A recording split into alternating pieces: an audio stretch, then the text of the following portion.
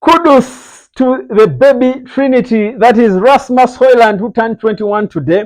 19-year-old Alejandro Garnacho, the man of the match and the man of the moment, the future captain of Manchester United, Kobe Mainoo. These boys are the future of Manchester United. Mohamed Kudus got a test of his own, and say kudos to Erik ten Hag for the first time managing to manage a game properly. Welcome to the United Hotspot. Here is the official match reaction to Manchester United 3-0 Westham United. Guys, honestly, I think this stands out to be our most well-managed game of the season. This is all I was demanding from the team. Just manage the game. I knew we were going to score the goals. I certainly knew the goals would come. I could probably even predict who was going to score those goals, but the game management was always going to be the issue. But boy, didn't we manage this game so well. I've been saying it here before that the issue with Manchester United has been us wanting to come off the blocks so early, and we capitulate after the 35th minute. You come out off the blocks early trying to attack and do everything right. We are perfect. We play like the best team you will ever see in the first 35 minutes. Then we capitulate. But against a team in the Premier League, against an opponent, you want to grow into the game. And people are saying United did not look like we were clicking. What I loved the way we grew into the game, and we just kept ourselves composed, managed it well, and just had to be effective when we had to be. Rasmus Hojlund just continuing to prove that he's a baller. 4 consecutive games scoring.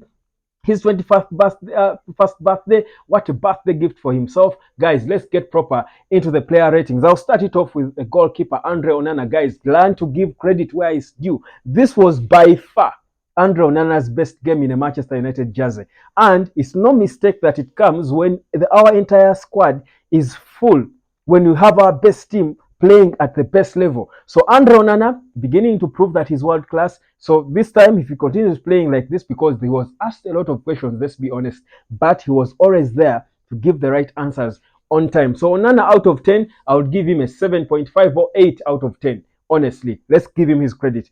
Right back, Diogo Dalot. Dalot does not get enough credit, but Dalot is improving every day. He's playing as a right back, but gets inverted, cuts inside, involves himself in play. I think no one gets the more touches on the ball than Diogo Dalot.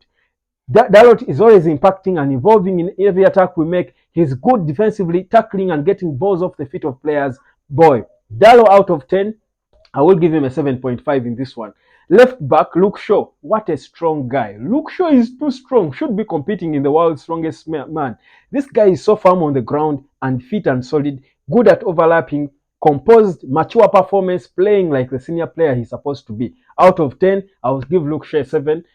Central defense, Lisandro Martinez. Oh goodness, we should be praying that he's okay. Erik ten Hag said it doesn't look good. The doctors will assess him, and by tomorrow we'll have a proper report. But goodness, what? Oh God, Boy, is it Boy who sat on his leg? That injury on his right knee? I hope it's not serious, because if we don't have him, you saw how he was down and holding his leg, and every player, Casemiro was praying, Marcus Rashford, Ren, all concerned. Everyone was concerned because we know how important this boy can win the Ballon d'Or. He can't be the next centre back to win the Ballon d'Or after Cannavaro. That's how good Lisandro Martinez is. Such a baller, good off and off and without the ball. Martinez, good ball passer. Out of 10, I would give him a 8.5 or 9 out of 10.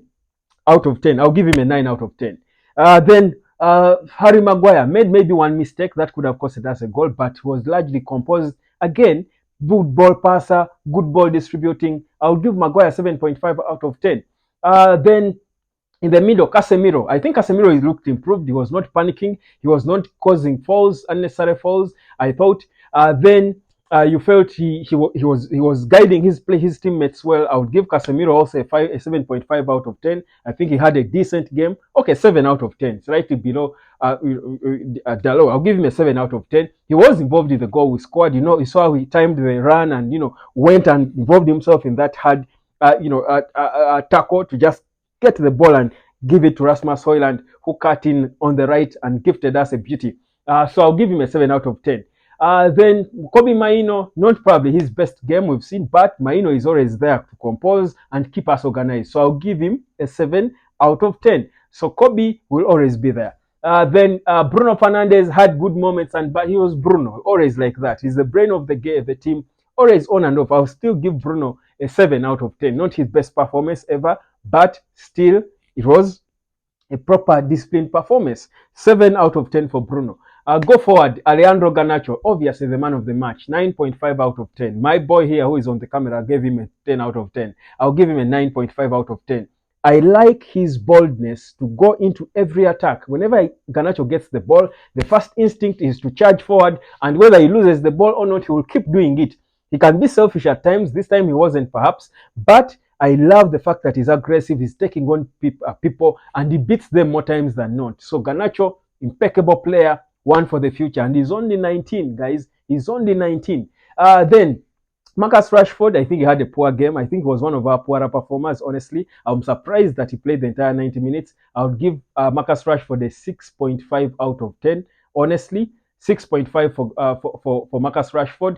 Rasmus Hojlund, best striker in Europe, I will say it. This boy will score goals day in and day out until you guys accept how good he is. Rasmus Hojlund just keeps making the right runs, but also he's good on the ball. He's back defending. He's good at beating off people, cutting in. Now showing us that he's good with the right. His back heels and stuff.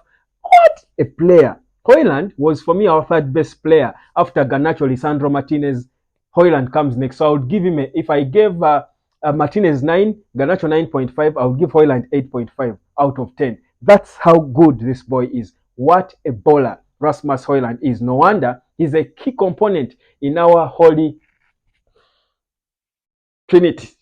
That is the future of this club. Beautiful to see. I'll tell you, if we keep playing like this, United will be back, and trust me, very soon I will be advocating for the longer stay of Erik ten Hag. This is what we want to say. And Erik ten Hag said it with all confidence that we should start judging him when all our players are back and fit. Now they are, and honestly, we can say this performance was an improvement on the other one. A proper improvement on the win against Wolves. Yes, we attacked well against Wolves. We had more intensity, but that's exactly why we're almost losing that game. This time, it was a mature, composed performance. So I will give Erik ten Hag out of 10. His game management, of course, I had reservations when he pulled off Kobe Mainoo. I was saying, okay, now the goals are going to come in.